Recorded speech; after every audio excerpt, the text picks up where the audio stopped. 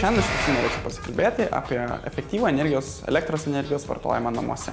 Pagrindinė problema, kurią mes pamatome dažniausiai, yra ne ta, kad mes turime daug prietaisų, o ta, kad mes tos prietaisus ne visai teisingai naudojame, tai yra nenaudojame tiek, kiek reikia, o naudojame, švaistome energiją.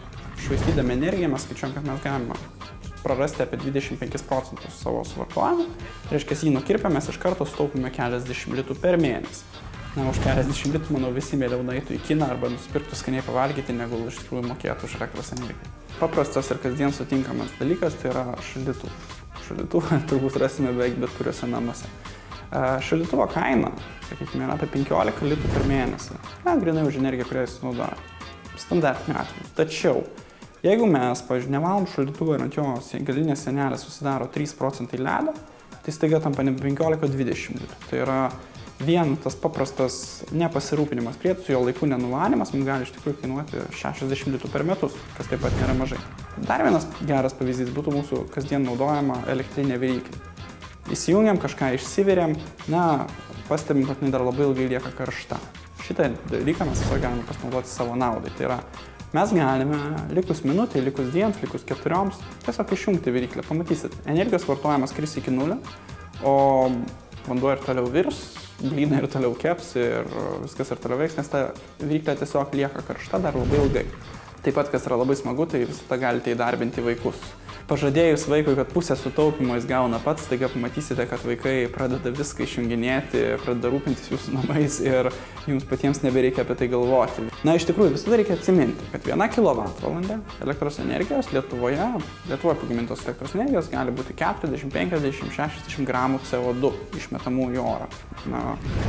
Daug neatrodo, bet jeigu mes pasiskaičiuosime, kad vien vidutinės elektros sąskaitos, reiškia, tarkime, 100 kWh, tai 5 kg CO2. 5 kg jau sudaro tokį gerą, tikrai maišą anglies dvideginio dujų. Tai iš tikrųjų tos išmetamosios dujos, kuriomis po to visi kvėpuojame, kurios teršia mūsų miestus, teršia mūsų vietovės, jos iš tikrųjų patenka vien dėl to, kad mes jokios naudos negauname. Mes tiesiog tingime kažką išjungti.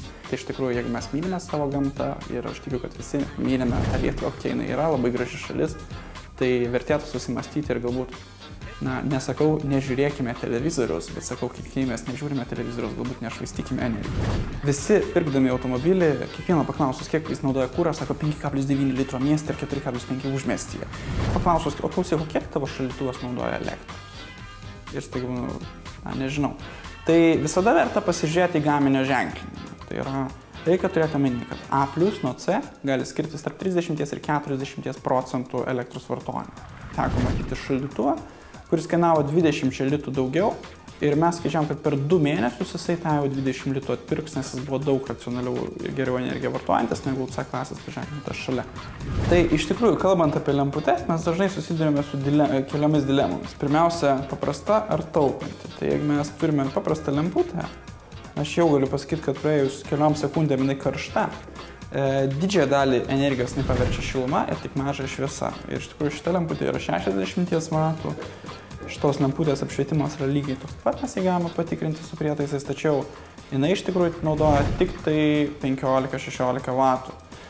Tai galime pasakyti, kad sutaupime iš karto beveik 5 kartus. Kalbant apie lempučių kainą, visi pastebi, kad šios yra brangesnės už šias.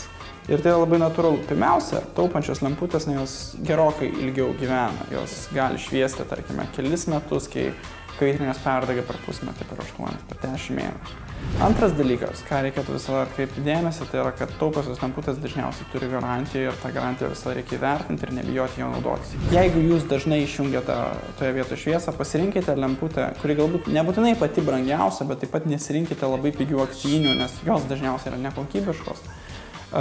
Išsirinkite lemputę, kurią galima dažnai junginėti. Tai yra parašyta ant dėžutės. Mes šitam kambarį dabar paėmėm viską išjungę. Prieš tai mūsų ekranėlis rodė apie 450 vatų, dabar 386. Tai išvada labai paprasta. Budėjimo režime visi šitie prietaisai, muzikos aparatūra, televizorius iš tikrųjų naudoja apie 60 vatų, tai galim pasiskaičiuoti labai paprastai. Praktiškai 50 centų per dieną, tai 15 litrų, tie patys minėti per būtent mėnesį. Paprasčiausias budėjimo režimo sutvarkime šitam kambarį, mums sutaupytų apie 50 centų per dieną.